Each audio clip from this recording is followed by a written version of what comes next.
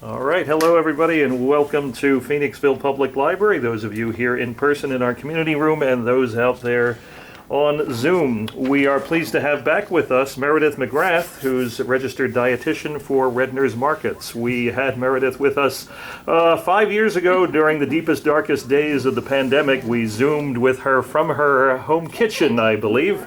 So here she is in person tonight. For our program for February, which is National American Heart Month, as you can see up there on the screen. So Meredith, welcome. Take it away. Thank you very much. And Mark, I was excited when your email came through. You know that I responded very quickly because I was excited to get back here. So thank you all for those of you who have braved the cold and the dark, because it is not easy to leave your house at night. I know. I was kind of excited to have a nice peaceful drive. I'm about an hour away, so I had a nice warm car, and so I'm happy to be here and have a nice quiet ride back. My kids are all going to be in bed by the time I get home. So like Mark said, it is National American Heart Month, and although it's exciting to talk about nutrition when it comes to January, for the beginning of the year, it's also kind of hard because it's cold and sometimes we just want those cozy comfort foods. And that is why we're going to be cooking up some soup throughout this presentation. So I'm going to start with telling you a little bit about myself. This is a glamour shot of me well-rested before children with hair and makeup. This is the reality of life, which is good too. But I have been a registered dietitian for over 25 years. I have worked at inpatient hospitals, I have done outpatient clinics, I have taught at universities, and I've kind of done the whole gamut, kidney dialysis centers. And about 17 years ago, I was actually working at a local hospital, and I got this email, and it was one of my friends, and said, "This job really sounds like it works for you." Lo and behold, it was a job at Redner's. Being new to the area, I actually never heard of Redner's before, so I was kind of like, okay, whatever.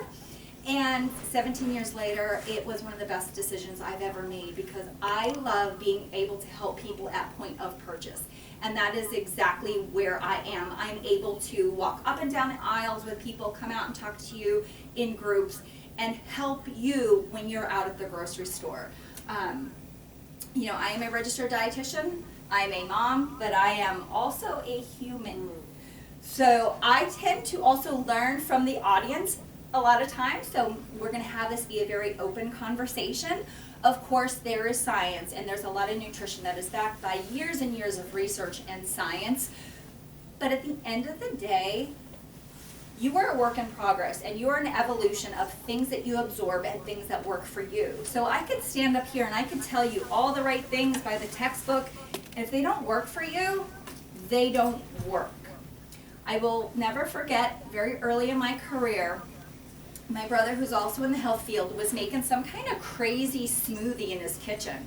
And his whole family was having this nice dinner. And he's like, "Meredith, this is a kale smoothie with this and that, and it's really good." And I'm like, "It looks disgusting."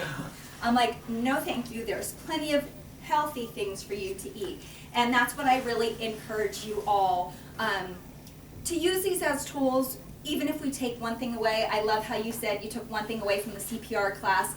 That's really what we're looking for. I don't want you to go home, throw everything out of your pantry and say, "Forget it all, I'm going to start new. She really changed my life tonight. That'd be cool if I did." But think about those, a couple tips of things that you may change. When I look back over these 25 years, you know, I grew up in Luzerne County, so we are meat, potatoes, soda. Like that is the reality of it. I probably did not have a real vegetable more besides corn until I was 22 years old.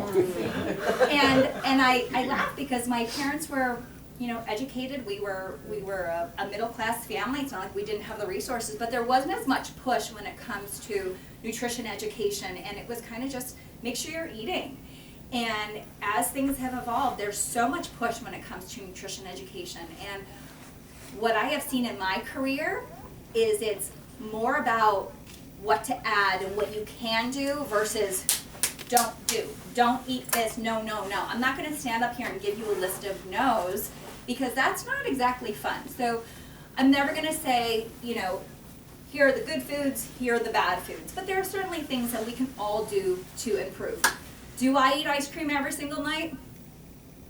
I eat ice cream on most nights of the week because I love it. I absolutely love ice cream, and if you took it away from me, I'd be super duper sad. But do I eat it in a bowl that's this big? Yes, I do. I don't eat it in a bowl that's this big. And I have probably about a half serving. And I started adding strawberries and blueberries to it this year, which I think is craziness, but it's been fun. So again, constant improvement, and we want to think about things that we're doing consistently, not occasionally. So if you all leave here tonight and you go through the the drive-through and grab a burger because that's all you could do tonight, that's okay. But tomorrow, let's start with some, good old breakfast. So we are going to get started. Please feel free to just chime in with any questions you may have. And Mark, if there's anything on the Zoom, just let me know. Yep. But why are we talking about heart health? Heart health does not just apply to anybody who may already have an existing condition, but heart health is for everybody, because obviously without our hearts, if we don't have a healthy heart, we are not living a very healthy life. So it is the leading cause of death, and we do see, and again, backed by many, many years of research, that the food that we eat actually impacts our health. Not only does it impact our health and our heart health, but it also impacts how we feel and how we carry ourselves, our mood, our energy level.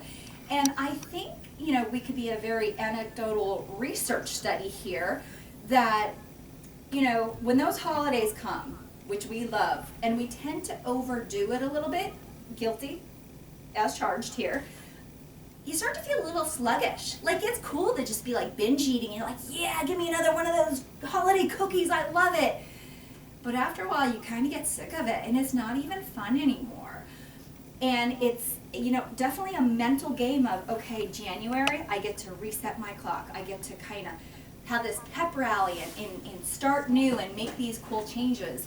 And it's amazing how lifted and motivated and excited people start to feel. I wish we could feel that way all year round and not get into those slumps, but human nature is what human nature is. So tonight we're going to be focusing on fiber, healthy fats, lean protein, and less sodium. So that all sounds really easy, right? We've heard that before. Okay, so where I love to start is produce power. So fruits and vegetables of all kind. I won't toy with your emotions here, but I had a Girl Scout group last night, and I told them that I would give them a very hefty prize if they told me the absolute #1 healthiest fruit or vegetable out there. And they were so cute. And they raised all their hands and they named a lot of fruits and vegetables. I was very impressed. But at the end of the day, as cliche as it is, eating the rainbow, I really don't love that saying, but it's so true. Because they're all healthy for you. They're all good to eat. We want to make sure that we're consuming plenty of fruits and vegetables. And when I think about the history of nutrition, which when you go way, way, way back, it's so interesting to see some of the recommendations that have been out there. But one of my favorite taglines, and this has been a couple years ago, and they've since changed it, but it was more matters. And that more matters was all about fruits and vegetables. Because it wasn't, oh, make sure you eat 5, make sure you eat 7, make sure you eat 4 of this and 3 of this. Because at the end of the day, I'm not tallying it up all the time. But more matters resonates with me. Because at every meal, even when it's your nightly ice cream, more matters. And anytime we can add fruits or vegetables, more matters. So having your, maybe you're having an egg white omelet in the morning, more matters. You can take those diced onions, those diced peppers, you could take kale, you could take spinach, you could take tomatoes from the night before, from your salad from the night before, and all of a sudden it feels more special, it feels more satisfying, it looks pretty, it tastes pretty, and it's more nourishing, okay? So obviously that was a trick question. The girls giggled, they were kind of annoyed that, there was no real answer to it. But it's very true. I don't like so obviously working in the produce industry, we have lots of partners, and they tend to say, oh, well, you know, mangoes have more vitamin C than this fruit or vegetable. And it's like, oh. I know that you really want to boast about mangoes because mangoes are fabulous, but they're all going to contribute different vitamins, minerals, and antioxidants, and that's what makes it really important. So, you know, people really love the apple a day keeps the doctor away, but really all fruits and vegetables are going to keep the doctor away. So we want to make sure we're having plenty of them and thinking of ways to add them. And how are you going to eat more? So people may look at this and say this is quite frivolous. So I am a queen of pre-cut because I am not a fan of chopping fruits and vegetables. I can do it. I'm actually quite skilled at it. But I have 3 children, 7, 4, and 4. I work full time. I have a dog, a cat, a hamster, hermit crabs. The list goes on and on. And the last thing I want to be doing is chopping, dicing celery and onions. This costs $3. This is worth my sanity.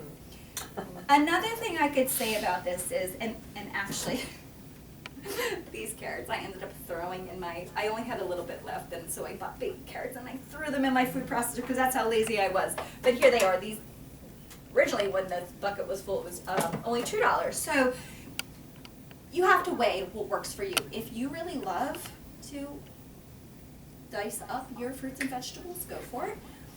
The other thing I will say, summertime comes and you get that full watermelon because it's on sale for $4.99 and you bring it home and you're like, not today. And then the next day comes and you're like, that's so big, it's so heavy, it's such a pain in the butt, I need to get out my really big knife and the juice goes all over the countertop, yada yada yada, same thing with a pineapple. If you never end up eating it or cutting it before it goes bad, you have officially wasted money. And so when we think about produce, we also have to be thinking about the budgetary piece of it, and that is making sure that we're actually eating it. Because produce is not good if we buy it and we don't eat it. So, for those people who don't love celery, which is me right here, but I need it for soups, I need it for chicken salad and whatever else I do, I have to make sure that when I spend that $1.99 on those stalks of celery, I have a plan. Or, if I'm not going to use this whole bucket, I keep calling it a bucket, but you know what I'm saying, in my soup, what else am I going to do with it? I should have a plan, and I actually have chicken, shredded chicken at home, ready for some chicken salad. So always be thinking. So as much as I would like to say nutrition doesn't have to be complicated, because it really doesn't have to be, it needs to be individualized, which we will continue to talk about. It needs to be individualized, but you do have to have a plan. You can't go into every day and just be like, oh, whatever it is, it is. I'm going to go to the grocery store and I'm going to feel moved to kind of buy whatever. Because that's when things get a little dicey. First of all, you could spend a whole heck of a lot of money, go home and be like, I don't know what to do with this stuff right now. So whether it is a list, whether it is a recipe app, and if anybody is looking for those recommendations, I have them all because I have some of my favorites. And they have a lot of really great ones, a lot of really great free ones. And I'm old school and I stick to the one I've been using for 9 million years because I have a lot of recipes in there. They shoot right to shopping lists and off to the store I go. I'm also still a huge fan of handwriting lists. But anyway, so getting back to the produce department, we want to think about the variety. I love to tell families and my kids especially, try to get something new. Maybe not every week, but at least once a month. Because as the seasons change, there's constantly new produce out there. So you can at least try one, try a dragon fruit, try an Asian pear, try a pink pineapple. They're pricey, but they are so worth it. I love pink pineapples. Make sure you have a way to incorporate it into what your week looks like, okay? Really quick, just to keep on the fruits and vegetables, frozen is okay. Not everything has to be fresh because those frozen items were fresh. Just like if you were to go to any orchard, and pick your fruits and then take them home and freeze them and keep them for the season, it's the same thing. They're picked at the peak of ripeness. They are super nutritious, and then they are flash frozen. So what I encourage you to do is kind of just give like a once over and make sure there's no like added sauces or sodium or other things like that. But if they're really just a plain fruit or vegetable, like I love to buy frozen fruits because it's just easy. Frozen mangoes, they're one of my favorites because as much as I love mangoes, a fresh mango, they could be pricey. They could also be questionable in terms of, is this a good mango? Is it ripe enough? Is it not ripe enough? And there tends to be a lot of waste. So sometimes, depending on which fruit or vegetable you're looking for, you may want a different form. And it's all okay, because at the end of the day, we want more. When it comes to canned, I don't want anyone to shame you into saying, no canned vegetables, they are not good for you. That's definitely not heart healthy, because that's not true, okay? First of all, they can make sense. So, like, I have plenty of canned vegetables because at the end of the day, when I'm making a soup, when I'm making a chili, and I get to throw those veggies in, that works for me. You drain them, you rinse them, and the majority of the sodium is going to go down the drain, okay? So if that's something that works for your budget, if it's on sale and you get to keep it on your shelf for a reasonable amount of time, that the benefit far outweighs you worrying about if it's fresh and it's traveling on a ship from halfway across the world. Trust me, that is the reality of it because we're in Pennsylvania and we don't have access to fresh fruits or vegetables within our little zone 365 days a year. So we do have to source a lot of this stuff from very far away. So sometimes fresh and canned would actually be better. When it comes to the preparation tips, steam, roasting, adding them anywhere possible. Like I said, I added them to my ice cream. But you could add them to smoothies, add them to soups, add them to salads. I didn't bring it with me, but we have like a fresh salsa. So I'm a huge salsa fan. And I always try to use that as an example that you can have that for your breakfast in the morning, add it to your eggs. For lunch, you could use that actually almost like as your salad dressing with some chicken. And then if you wanted to do like a poached salmon at night and put that on top. So there's so many different ways you can use that one dish. And that's how you always want to be thinking. Again, being raised where it was just those meat and potatoes, you almost have to change your mind a little bit to like, what else can I add to this, okay? Because yes, can we all have scrambled eggs tomorrow morning and move on in life? Scrambled eggs, piece of toast, and a banana? Sure, but how can I make that a little bit more special, more nutritious, feel fuller? Okay, so we are going to move, actually, I'm going to get this a little started and we'll keep talking about this. So when we finish, I have some goodies for you all up here, and anybody who's watching on Zoom, I'm going to leave some bags and some swag stuff with Mark. So any chance over the next 2 weeks, if you want to pop into the library, you can grab, I have some coupons and our Health Sense magazine, which has recipes and healthy living tips in. I have this really fun measuring spoon that's universal, and it kind of goes up from 1 tablespoon to 1 teaspoon, so you only need 1 spoon. Chip clips, and mini tape measure. This was I was very excited to get these, and no one's quite as excited as I am, but you'll be shocked someday when you need this. You'll be like, that dietitian, mini tape measure. So the recipe that I'm going to make tonight is actually in this issue of Health Sense, and I thought because it is freezing cold out, it was a good time to make a soup. When it comes to soup, obviously you can buy canned soup, and just try to get the best that you can.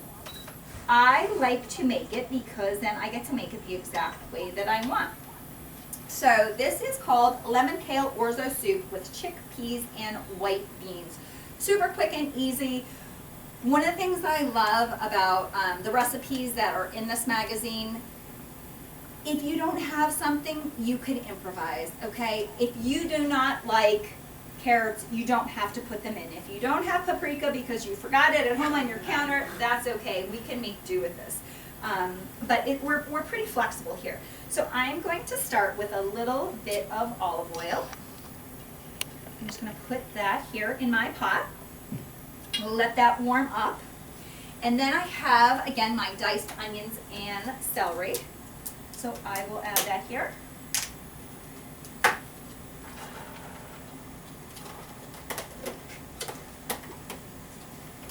Also going to use a little bit of minced garlic. I'm a huge fan of garlic. I feel it adds a lot of really great flavor. Depending on my mood, sometimes I use fresh. If I don't have fresh, I always have jarred in my refrigerator because it's quick, it's easy. If I'm going somewhere where I don't want my fingers to smell like garlic for the next 3 days, I use this baby. Sometimes people are appalled by me saying that, but I mean, it's minced garlic.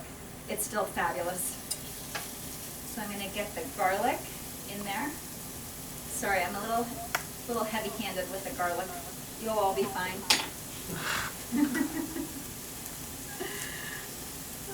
Okay, and then we're also going to toss in these carrots.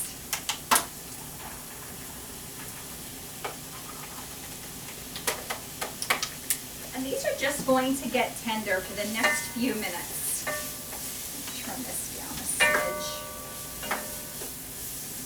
It's always fun cooking on a random table in a library. Last night I was cooking on a random table in a church hall. So it makes cooking in my kitchen a lot easier because I have everything. All right. Let me just turn this down. We'll peek back in on that in a minute. I'm going to make sure I know what I'm doing. Yes, we're all good. And then we're going to talk about kale in a second. So after we, so we just talked about our fruits and vegetables. Next, we're going to talk about whole grains. This is definitely a fun category because grains tend to span a lot of different categories. So obviously right away we think about our pasta, we think about our bread, we think about our rice, and when you go in those aisles they are quite overwhelming, right? The bread aisle alone could easily span over 40 feet and it is insane, and there's constantly new breads. So we do rely, what I try to explain to people in this decision making is, number one, you're looking at price. If a loaf of bread is $8, if it's really your thing and you can afford it, go for it. If you're going to eat it, not waste it, you do you. I have a lot of people who love certain bread. It's quite pricey and they swear by it. That's okay. I'm a BOGO queen. My kids love sandwiches and I try to get what is on sale. So I'm always trying to have a few brands that are my go-tos. The other thing is, what is your preference and what are your goals?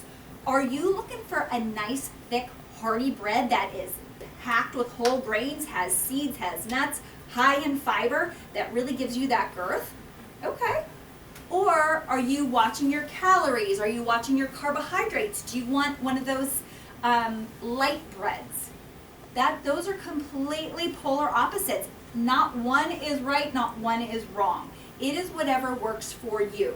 I tend to go a little bit back and forth. Sometimes, depending on what I'm doing, if I'm making a sandwich, I sometimes like that whole grain bread with the seeds. That's 120 calories a piece, has 5 grams of fiber, and it's really good and satisfying.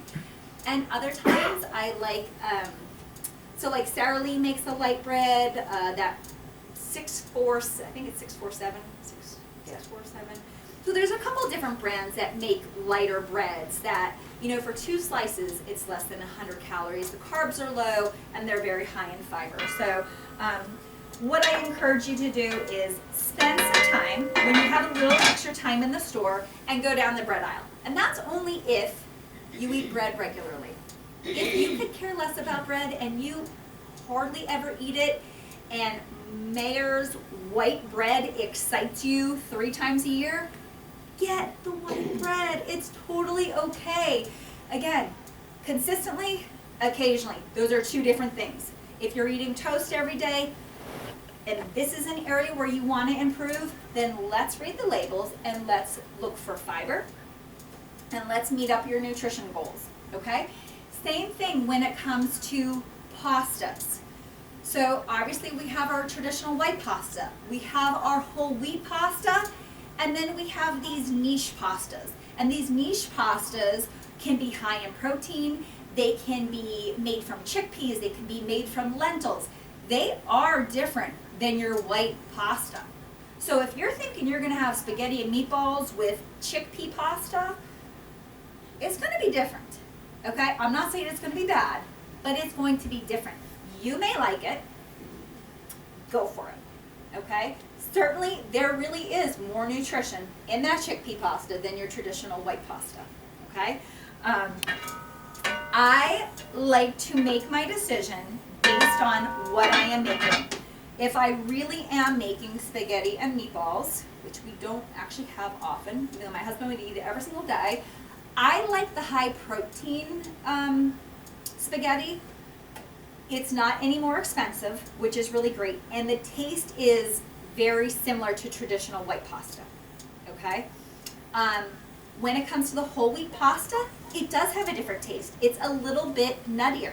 Not everybody likes it. It's not soft, it's not tender. I like to use that for pasta salads. I like to use it for like ratatouilles, which is just a pasta dish with a bunch of steamed vegetables. But that and spaghetti and meatballs doesn't really jive. Does that make sense? So again, you're putting yourself in that place where you're making that decision, okay? So if you're having this big spaghetti dinner where everybody's expecting that traditional white pasta, you might want to get the white pasta. The other option is to try to halvesy it. So do a little bit of white and a little bit of wheat and just adapt your taste buds and see, okay, is this working for me? Can I continue to move toward a more whole wheat pasta and get that added nutrition and get that added fiber? When it comes to rice, we have white rice, we have brown rice. Same concept applies for this. I also encourage you to try different types of grains. So rice is not the end-all be-all. We have farro, we have wheat berries, we have couscous, we have quinoa. They all have a little bit of a different texture and flavor profile, but they all provide different nutrients. Quinoa is going to be that complete whole grain, so we're going to get the fiber, we're going to get the protein, but it's not exactly the same as rice. Obviously, it's much smaller, but you could do a lot of fun things with it. It could be hot, it could be cold, you can make it ahead of time. I actually have a really nice salad recipe that adds cold quinoa on top of this salad, and it adds texture and nutrition. Could you have that salad without the quinoa? Absolutely, but it's way more fun to add something more nutritious to it.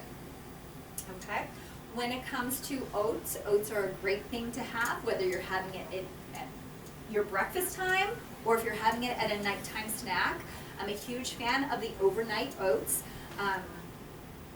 It is still something that I wouldn't necessarily encourage every single day because it is very carbohydrate heavy. We want to make sure that we are having protein at all of our meals, okay? And is there protein in oats and in our cereals? Absolutely, but not the amount of protein that we really want. So we want to kind of rethink breakfast a little bit, but it certainly is a good option. It's very tasty. So you'll simply just take those oats and you could soak them overnight and add in your fruits, add in your nuts, your seeds, and then the next morning you're out the door. Okay? Any questions? Go ahead. Protein at every meal, what's a recommendation? So we're really looking at a minimum of 30 grams at every meal. That is where your body is really going to maximize that protein and do the most for building your muscles. And when I'm saying this, trust me, I'm not expecting you to be bodybuilders. I'm just saying keep lean muscle mass so that as we age, we continue to have that strength. 30 grams is not always easy for breakfast. It could be easy for lunch, it could be easy for dinner. Why? Because we're typically eating meat. And for every ounce of meat, you're having 7, I'm going down a path here, but you made me do it. Getting into the weeds. 7 grams of protein for every ounce. When we're thinking even something as simple as our eggs, 1 egg is 7 grams. So now I'm having 2 eggs, so that's only 14 grams. I'm half the way there, okay? And that's why we have to think, okay, what else am I doing at breakfast? maybe I could get one of, have a piece of toast that has that little extra protein, add some peanut butter, add some nuts to it. I was thinking on the way here because I actually had a light English muffin, which is high in protein and high in fiber, and I put some peanut butter on. Now, typically, if I had more time, I would slice up some apples and then also put some pistachios on. That sounds really extra, but I'm telling you, go home and try this. It's very good. So even doing that on like a rice cake.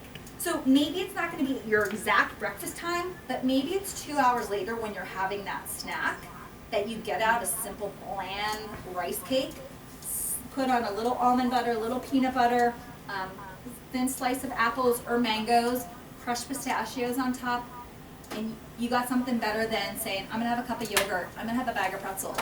And that's what I was faced with on the drive here. I'm like, I'm just gonna grab one of my kids' granola bars. And I'm like, oh, no, that's so lame. I'm like, I'm not gonna do that. I'm not gonna grab a bag of pretzels. I'm gonna have something that I enjoy, and that's healthy. Go ahead.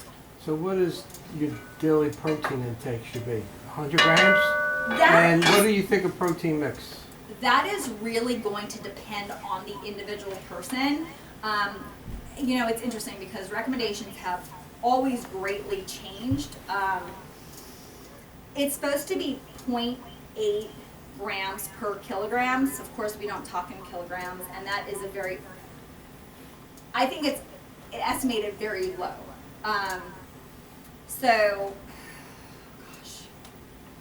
I think now the newest recommendations were like 1 gram per pound of body weight.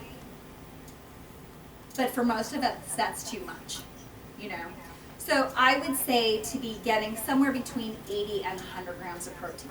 That's a lot. Yeah. That's a lot, okay?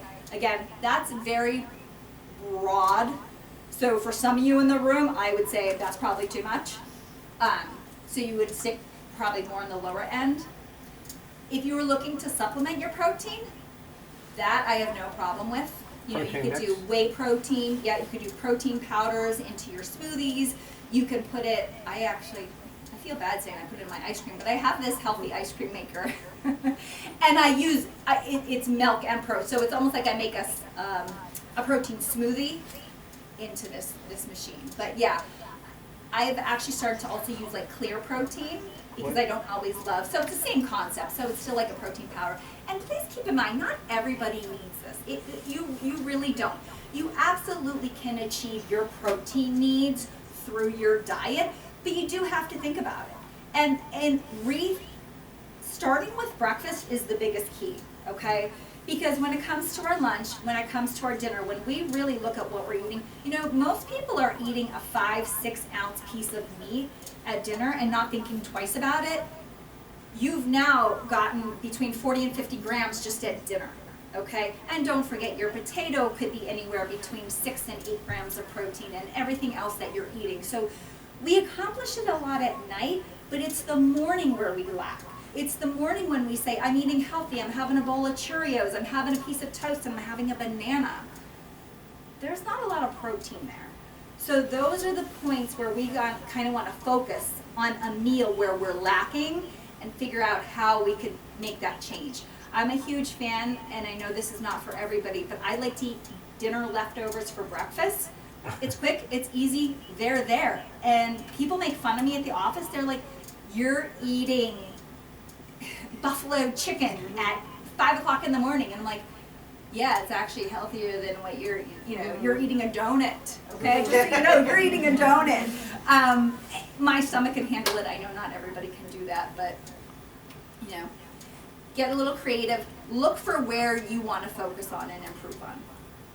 There's a question from someone on Zoom. Can you recommend any cookbooks or websites with recipes having 30 grams of protein?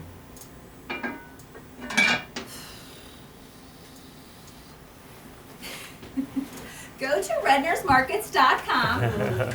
Check out the Health Sense magazine. And I'm being actually very serious. So I have over 100 magazines online. You could kind of skim through them. I will promise you they've all been tested by me. I eat many of them, and they're typically very balanced. So nothing has to be over special. So keep in mind, as we talk about protein and we're curious to put the focus on it, we don't necessarily have to redo what we're doing. Just maybe rethink the areas where we're lacking. And that's why I keep emphasizing breakfast, because that's typically where we're missing things. And the answer is not all. I'm a huge egg fan. And maybe you don't like eggs, and maybe you don't want to eat eggs every day, whether they're egg whites, egg beaters, whole eggs. And that is a good place to kind of get your protein. There are higher protein oatmeals. There are things you can add to your oatmeal. You know, maybe you want to add a little bit of flaxseed. Maybe you do want to add some of the protein powder. But just be a little more aware. And are you going to meet these goals every single day? Probably not. Right now I'm logging my food every day. I'm aware, I'm tuned in. And some days I get to the end and I'm like, ugh, a little short. It's okay, my body's not falling apart. Okay, it's consistency, not occasionally. So if you're interested in trying, you know, protein bars, protein shakes, supplements, they work. Something as simple as a carnation instant breakfast could work for people. Or some of the Greek yogurts. The Greek yogurts, the cottage cheese. Those are all other areas where we can get protein as well. You don't want to get into a rut where you're eating the same thing every day, because it's just not fun. And if you start eating and not enjoying it, it really is going to suck the fun and enjoyment out of life, which we don't want to do. Okay? I am going, Mark, are you good? Yeah, thanks. Okay. So I am going to go into the next step here so we don't get too far behind. So my veggies are nice and tender. So again, I just have the onion, the celery, the carrots, and the garlic. I am now going to add in some broth. So it doesn't matter that it's organic, but I got vegetable broth, and I got this because it was on sale. This is the low sodium version. So they had just a normal fat-free version. The difference of sodium, I believe, was probably about 300 milligrams. So I really did have the opportunity to read the label and make the choice, okay? Doing something as simple as that is going to have a pretty profound impact. And so what else I have to think about is, what am I adding? I'm going to add seasoning. I'm going to add spices. So I'm not going to be like, oh, this is terrible, it has no flavor to it, because I'm taking the flavor into my own hands instead of just the pure salt that's in the broth. And that's why I do like making my own soups. The reason this calls for 2 containers of broth is because we're actually going to cook the orzo right in here. Did you say that was sodium-free broth? It is low sodium. Low sodium. So not fully sodium free, but it is low sodium. So to be declared as a low sodium, it has to be under like 140 milligrams, which is very low. Trust me, it's very low. Most things are outrageous. Okay, so those are our broths. I apologize that I actually have to read this, but my children have sucked the life out of my brain. That's just the reality of it. So I'm going to squeeze a little bit of lemon juice in here. I am not measuring, because I just don't need to. And some good lemon juice. And some lemon zest. I always love doing the zest because the freshness of this, you know, the fragrance that comes out of it is always fun. I always hated thinking about zesting lemons or oranges because I didn't like using this tool. It's really not hard. As you can see, I'm doing it here and I haven't like sawed off my finger yet. I did cut off a fingertip one time with a mandolin. That wasn't fun. Right before school pickup too. I was like telling my husband, I'm like, go get the kids. He's like, you need to be watched. I'm like, yes, I do. As I was turning like white. Oh. All right, so I also have some fresh thyme up here. So another way we can add flavor is, of course, by using our fresh herbs. They're always great to have on hand. They bring so much life and depth to a dish. You could smell it. So good. That, and of course our garlic that I've already added. A little bit more here. What are your thoughts on sourdough bread? It's not my thing. I don't even, did you, I'm sorry, I didn't know who asked. Is it just as bad as white bread? Yes. I mean, it's just, it's bread. It's fun. Anytime people get interested in food and want to do their own thing and understand where food comes from, I fully support it. I think that's awesome. It's not for me. I don't have the time for it. I don't even like bread that much. So, but anybody who does, people are really, really into it, and that's all good.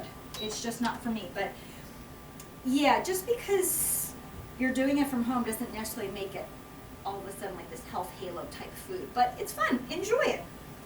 So we have our thyme in here, my paprika. So I'm going to add about a half teaspoon of paprika. That was a half teaspoon, everybody saw that there. And now the recipe actually does call for salt, but of course you are in control, you are making this recipe. You do not have to do the recipe as is.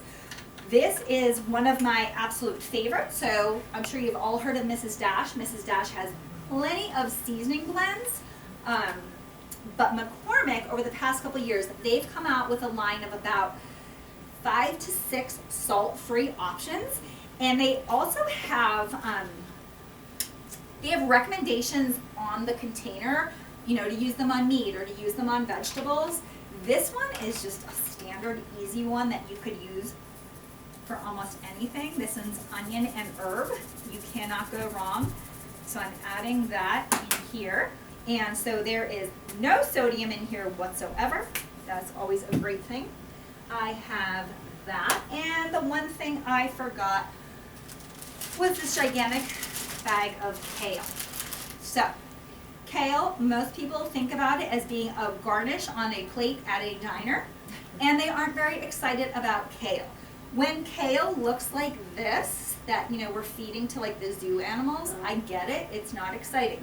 However, there's so much benefit when it comes to kale. Our vitamin C, our vitamin K, our fiber, our antioxidants, all this good stuff. This bag was also $3.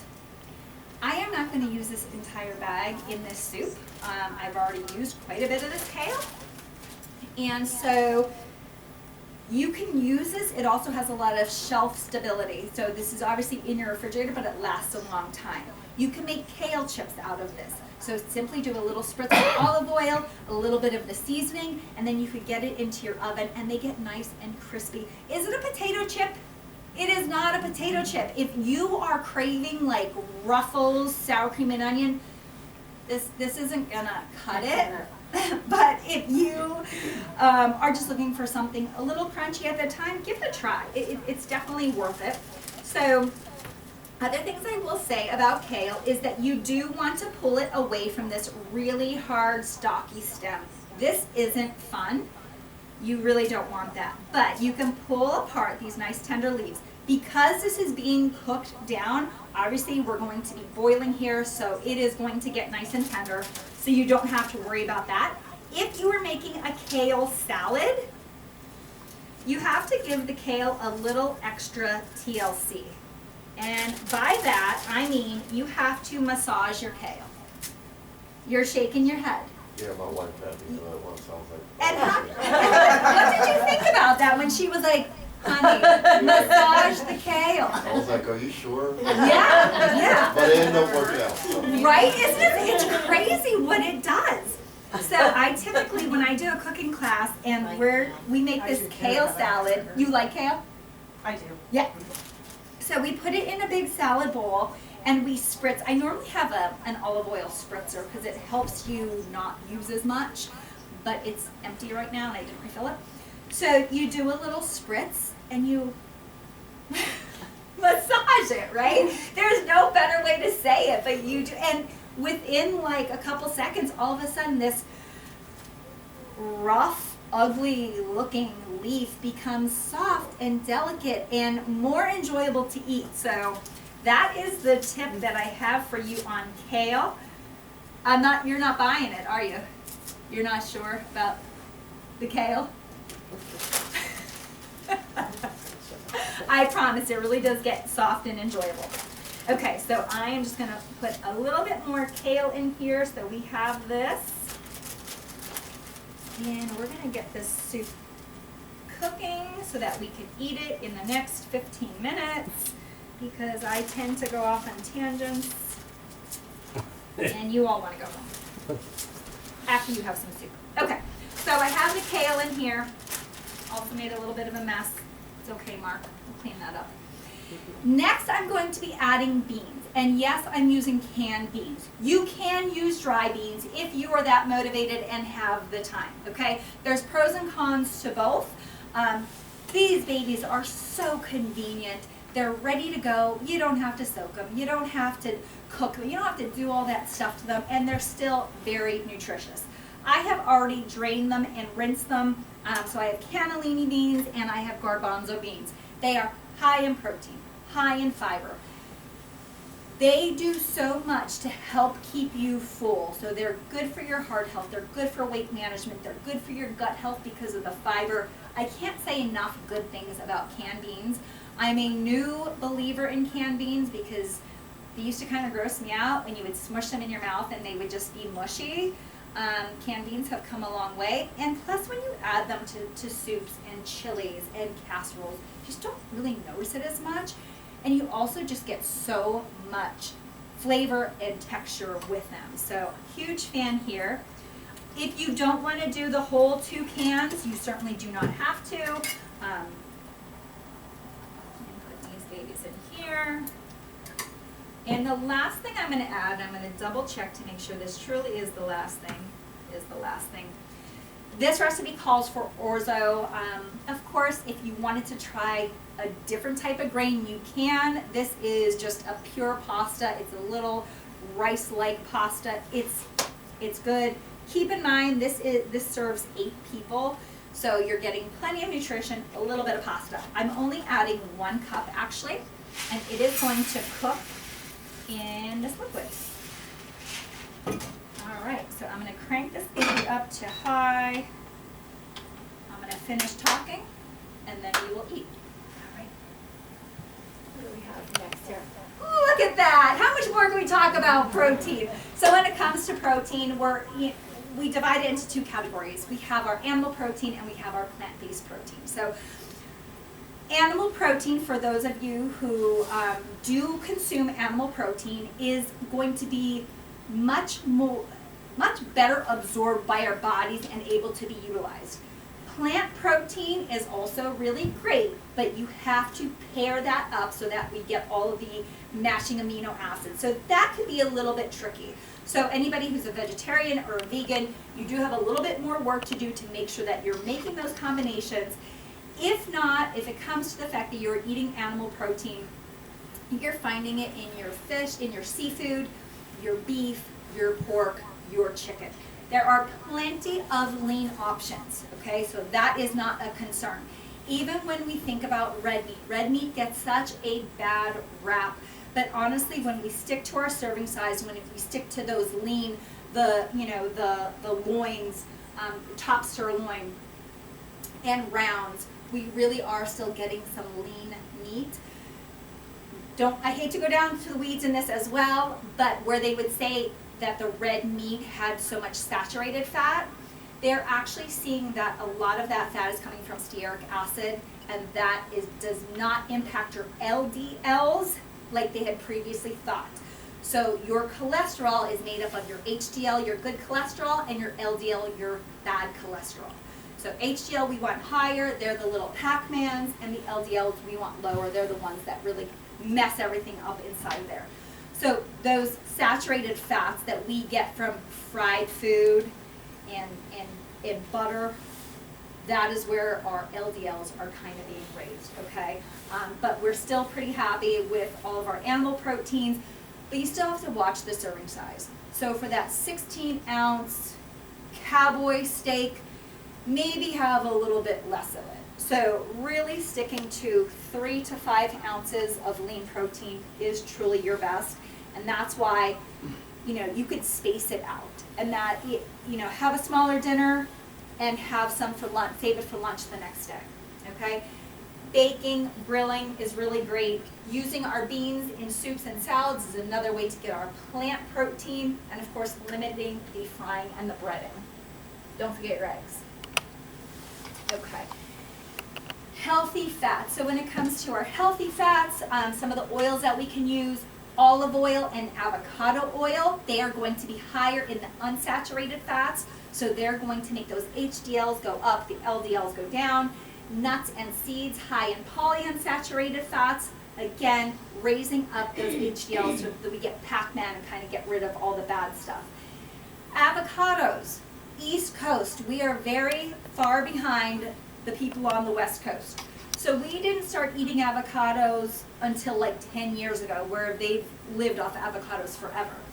So when the avocado craze hit, everyone got super excited and were like, hey Meredith, I love avocados. I eat one every single day. And I'm like, okay.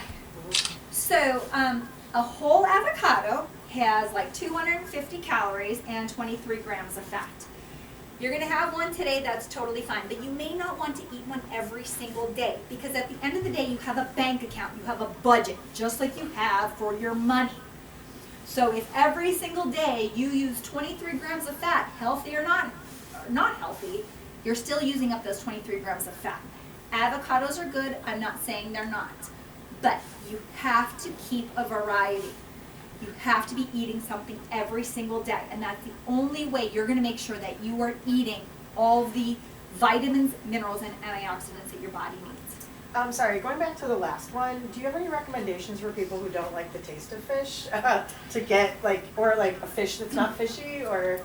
Okay, so yours truly, your registered dietitian, this is a really hard one for me. I am not a fan of seafood.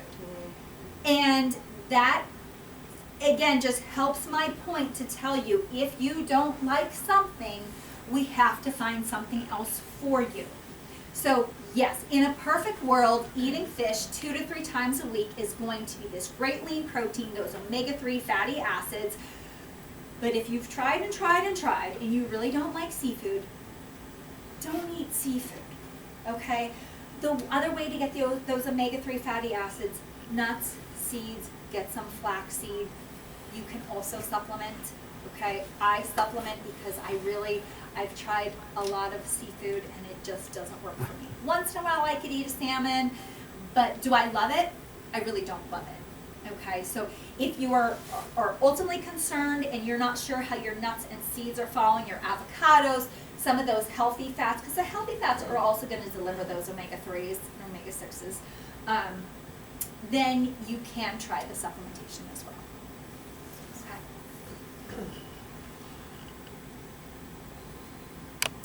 Okay, dairy, and I'm going to kind of go through this pretty quick. When it comes to the dairy aisle, the recommendation used to be low-fat, fat-free milk.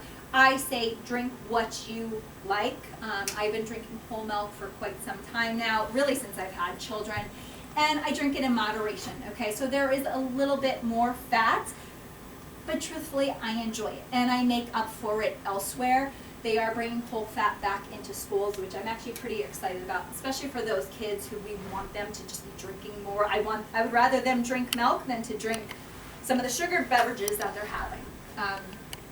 Other things to focus on, Greek yogurt. So the difference between Greek yogurt and a regular yogurt, the Greek yogurt is strained and strained and strained, so it's more dense in protein. So you're going to see a higher amount of protein, but it's also going to be thicker in consistency. I had someone come up to me yesterday and kind of whisper in my ear, I'm not going to try the yogurt because I don't like Greek yogurt. And I said, well, it's actually not Greek yogurt, but I hear you. So if you don't like Greek yogurt, go for your traditional yogurt. I mean, you're still going to have that vitamin D, that calcium, and that phosphorus, which are really made from a lot of these dairy items, okay? So yogurt's great, our cottage cheese is great, high protein. Add some, you could add it to so many different things. I've added to a lot of recipes. I don't like to brand plug here, but if you go to Daisy, you know, Daisy Sour Cream, they have a lot of really great, like, kind of standard recipes that you could look at. So even if you're looking for, like, breakfast recipes, because I don't like cottage cheese, but there's ways to add cottage cheese without eating cottage cheese. I've added it to dips. I've added it to my weird smoothies at night, and you don't taste it, and you're getting that bump of protein without having to buy protein powder. So just an option. Question. Yeah. Where do almond milk fall within the? That's a plant milk. So almond milk, obviously it's milk made from almonds, so it's a beverage. We'll call it a milk beverage and not necessarily milk. The thing, they don't exactly compare, so they have to fortify a lot of these plant-based milk beverages in order to come anywhere close to the nutrition that you're going to find in your traditional cow's milk. So it is okay, but you're not going to have that combination effect of the nutrients that our body likes from the traditional cow's milk. Now, for anybody who cannot tolerate it or just wants to try something different, it's totally fine. But just be aware of, check the calcium, check the vitamin D, check the phosphorus level, because those are the main nutrients that we're getting from our cow's milk. So it's very brand specific, so give a look. Also, you can alternate. If you tolerate and enjoy traditional cow's milk, you could have that, buy that 1 week and then do an almond milk, do an oat milk, do whatever. They do have a different taste profile. They don't taste like your traditional cow's milk. And again, they're not exactly a one-for-one kind of swap. All right, lowering sodium in the store, read the label. This was a perfect example that I gave you here today, which was, I'm purchasing the broth, and I was able to look at the main broth and then the low sodium and realize, hey, this is worth it for me. You're also going to want to think about the taste. Do you like it? When you're going down that cereal aisle and you have your favorite cereal and then you say, oh, well, this cereal's healthier. Okay, do I like this cereal? Is this cereal affordable for me, or is it too expensive? Those are the decisions you're always going to be making. So you may even see something that may have less sodium, may have more fiber, but if it costs more money and you don't like the flavor, you have to think, is it worth it to me? The 300 milligram difference in the broth was definitely a pretty good swap, knowing that I could still add the flavor. I could still add my thyme. I could still add my salt-free onion and herb seasoning to it. Okay? Rinsing those canned vegetables, checking the labels, and limiting processed foods is helpful. All right, and these are some of the cooking methods we already talked about. So roasting, you could roast in your oven, you could grill. Air fryers are great. I use mine every single day. You can do that with just a little bit of spritz of your olive oil. If you do not have one of those spritzers, I highly recommend it. They're cheap. They're a couple dollars. And when you're doing the pour, a lot comes out. When you do the spritz, you can kind of accomplish that with a lot less oil. Okay, steaming is also really great. I'm rushing because I'm trying to get to these slides. So they came out with the My Plate a few years ago, and the whole concept is that half of your plate should be fruits and vegetables, a quarter plate should be protein, and a quarter should be grains, okay? And then have, of course, that dairy on the side. I love this because, again, we're pushing fruits and vegetables. And as long as your focus remains on fruits and vegetables, for the most part, you can't really go wrong, okay? Because you're going to get filled up with a nutrient-dense food. And when I say nutrient-dense, it means you're giving your body the nutrition in a much smaller package. So if I was to have a Hershey bar, and that Hershey bar was 500 calories, that's typically what, my lunch may be. Well, I'm out of calories. This is all that my body from an energy balance should have, but I got zero nutrition. Okay? But if I was to have a turkey sandwich with lettuce, tomato, onion, a side salad, a piece of fruit on the side, a half a glass of milk, I could have a lot more food for that 500 calories. I mean, I could really stack it on. Fruits and vegetables, those are very low calories, but the nutrient level is very high. And that's the difference, your nutrient density, okay? I tacked this on last minute, so I'm gonna go through it really quick. One of the most important things I think about nutrition is being mindful. And that is, when you are sitting, be aware of what you are eating. Eat everything with intent. So what you're eating is important, but also how you're eating is so much more important. We've all been that guy over there, shoveling food in our mouth, right? We get that bag of chips. The biggest lesson I could teach my kids when they go and they grab their chips or they grab their nuts, and I say, get it in a bowl right now. And they put it in a bowl. And that is such an important habit, because we all know that we've grabbed that bag and just have done the shuttle. Or we've eaten in our car, or we've eaten at our desk, or the candy is just sitting out there. Right now I have a bag of Sour Patch Kids in my car, and it is such a disaster because I'm like, just one! And it fuels me from point A to point B. So you're putting yourself under undue stress that you don't need to be. Mindful eating is so important. So how do we do this? Listen to your hunger cues. Am I hungry, legit hungry, my body needs food, needs nourishment, or am I stressed? Am I bored? What am I? Okay? Eat slow. People make fun of me because I'm a little bit of a closet eater. I don't like to eat around. I don't want to have to be talking to you and eating, because then I'm not enjoying my food.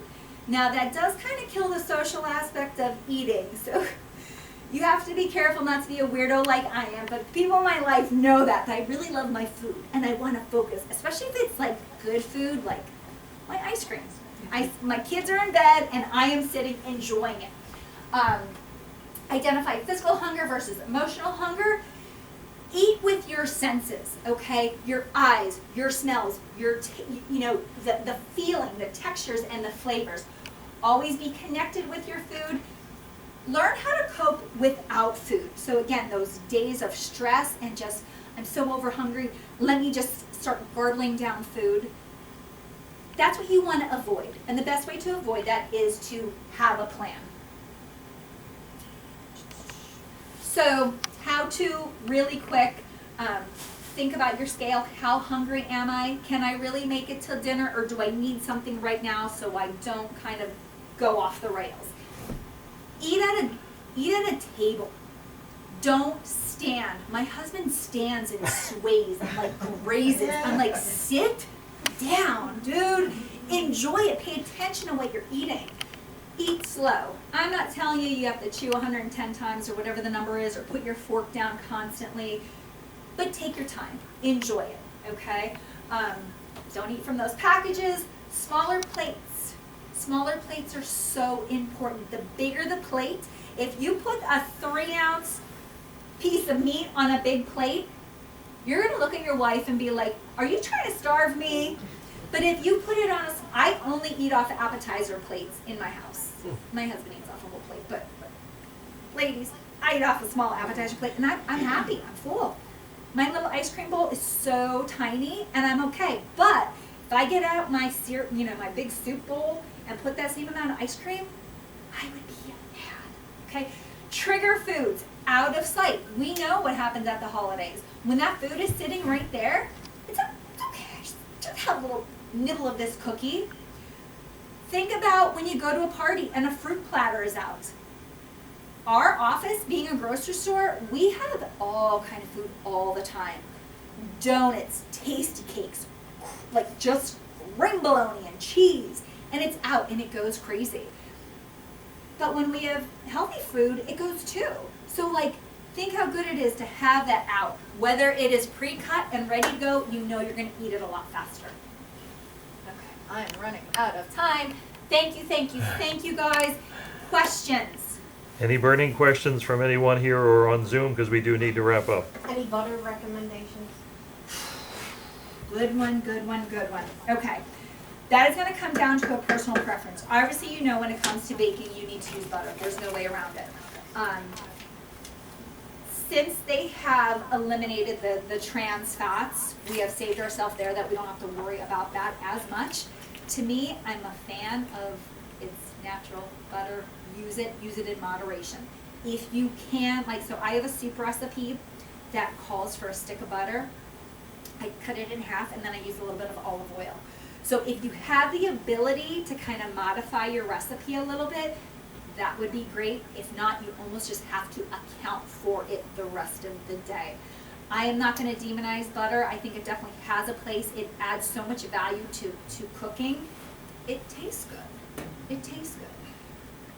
But do I use 4 tablespoons on it when I'm cooking a steak? I don't.